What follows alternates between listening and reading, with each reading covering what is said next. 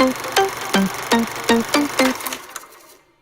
guys and welcome back to Cine Club. I am Maria and this is where we watch movies that have recently come out and I review them for you. And the movie that I saw this weekend was The Book of Life. So the story takes place in the center of the universe, Mexico, and in the Day of the Dead, the two entities of the underworld, La Muerte and Xibaba, decide to make a bet. Which of the two boys will win the heart of their friend Maria? Whoever wins the bet gets to rule the land of the remembered, which is a land that is more colorful and the dead are remembered by their loved ones. And whoever loses has to rule the land of the forgotten, which, as you can guess, is quite gloomy and quite sad. And so a love triangle blossoms between Manolo, a bullfighter who doesn't really want to be a bullfighter, he wants to be a musician, and Joaquin, who has to live in the shadow of his father, who was a very legendary hero, and Maria, a fiery, rebellious girl who wants to be anything but traditional. I don't think I'm giving too much away, but that's pretty much the movie in a nutshell. So the movie has been very strongly promoted as being a Guillermo del Toro movie, and that makes sense because it's a very well-known name, and it kind of does have his style a little bit, but the movie is actually written and directed by Jorge R. Gutierrez, and it's actually his directorial debut. Now let's start with the actual good things about the movie, the animation and the style.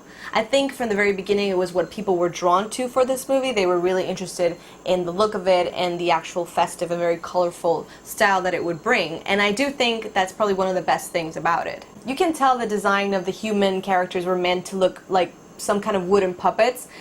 You can see it in their joints, you can see like they have the whole wooden texture on their skin, on their faces, and I quite dug that. That was pretty cool, that was pretty different, and the way that they capture the little quaint town of San Angel just enhances the whole feel of the movie and, you know, enhancing the Mexican culture that they're trying to represent. But you can't really speak of the greatness of the animation until you're finally in the journey of the land of the remembered. Once you get there, that's the whole part that's really vibrant and it's very colorful and festive, and it's everything you've been waiting for, and it's just fantastic. It's really great to see what they've done with it. But for being such a central part of the movie and what you're actually looking forward to as the viewer, I feel like it was quite rushed and it takes a really long time to actually see it. And I just wish that we could have stayed longer in that part and cherished it and really soaked it up, because it was so interesting to finally get there and you get all this like backstory of what it's like and what it means. So when you're finally there, you don't really want to leave so quickly, but it just feels kind of like, oh, here it is and we're gone now. However, I do feel like the entire concept of the movie is pretty refreshing. On that same note, I feel like the movie has a really great message about fighting for your individuality and writing your own story as opposed to falling in the shadows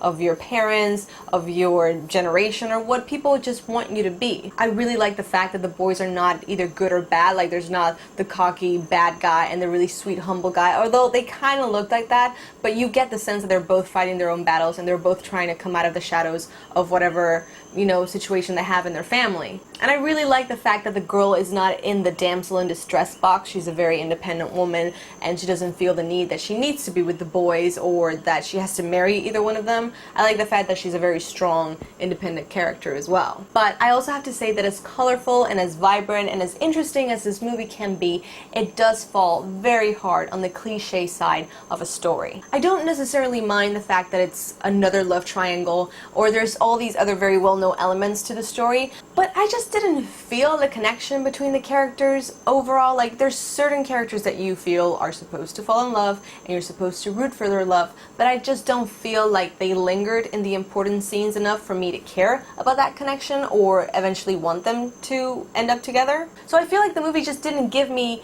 the material that I required to care about the journey that lies ahead. Like, you're just expecting me to care for them to be together because that's what the cliche stands for and that's what I'm supposed to do. And the same thing happens with the rest of the movie. It gets pretty predictable pretty fast, and then like these very smaller stories that seem that they're gonna build to a bigger conflict kind of just dissolve halfway through and don't lead to much. And in that same way, other elements of the movie just feel like they're neither here nor there, like the music. There were some original musical numbers, and then there were like a mix of very famous songs played in like a mariachi style. There was a song about Mumford & Sons, which I was very excited about, and I think there was some Radiohead there too. They tried to put a modern spin to it, but it wasn't outstanding. It was just like a little bit messy. It didn't have like a recurring theme to it. But the really big thing that kind of bothered me was that it's a story within a story. So the first story is like these kids who are going to go to a museum and they're going to learn about the Day of the Dead, and in order to learn about the Day of the Dead, they know about the story, and so that's how we get into the main story. And the contrast just like, oh, it didn't blend well for me. There's constant narration in the middle of the movie,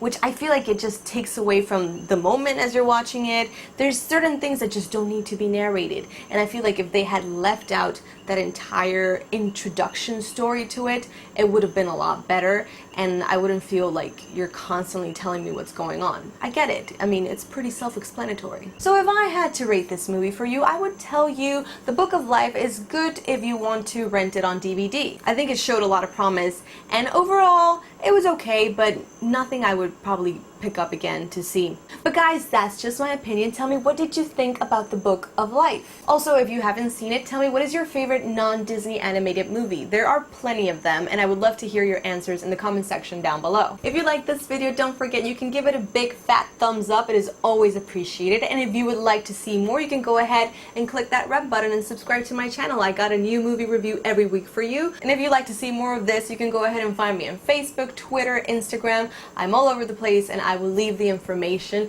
at the end of the video. But guys, that's everything for this episode of Cine Club. I hope you have a great week, and I will see you on our next movie date. Bye. Bye.